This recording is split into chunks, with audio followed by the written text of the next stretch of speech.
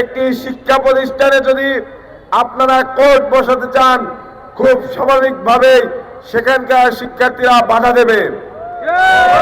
তারপরও কেন আপনারা এই প্রহসন করলেন?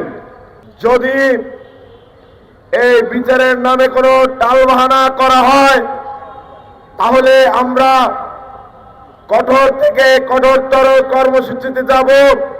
অন্যায় অবিচারের জায়গা থাকবে না। বাংলাদেশের অন্যতম একটি মজলুম শ্রেণী হলো এই বিডিআর এবং তার পরিবারের সদস্যরা। বিগত 16 বছর তারা মানবেতর জীবনযাপন করেছে। তাদের সন্তানাদি নাতিপুতি রাষ্ট্রীয় বিভিন্ন সুযোগ সুবিধা থেকে বিভিন্ন সময় বঞ্চিত হয়েছে। আমরা চাই বিচারিক প্রক্রিয়ায় তাদের সাথে যেন ইনসাফ প্রতিষ্ঠা করা হয়। আপনারা জানেন, গতকাল শাহবাগে কিন্তু ছাত্র জনতার পক্ষ থেকে ঘোষণা এসেছে, যদি এই বিচারের নামে কোনো টালবাহানা করা হয়, তাহলে আমরা কঠোর থেকে কঠোরতর কর্মসূচিতে যাব।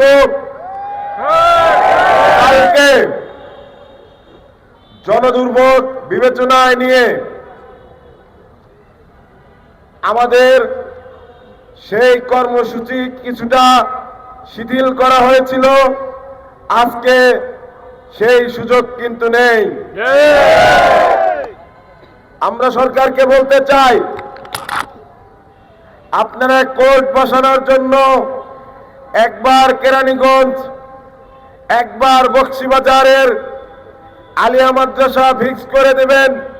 আপনারা জানেন, একটি শিক্ষা প্রতিষ্ঠানে যদি আপনারা কোর্ট বসাতে চান, খুব স্বাভাবিকভাবেই সেখানকার শিক্ষার্থীরা বাধা দেবে। তারপরও কেন আপনারা এই প্রহসন করলেন? তাহলে কি আমরা ধরে নেব আপনারা প্রহসন করবেন বলেই এরকমটি করছেন? বিচারকে বিলম্বিত করবেন বলে এরকমটি করছেন?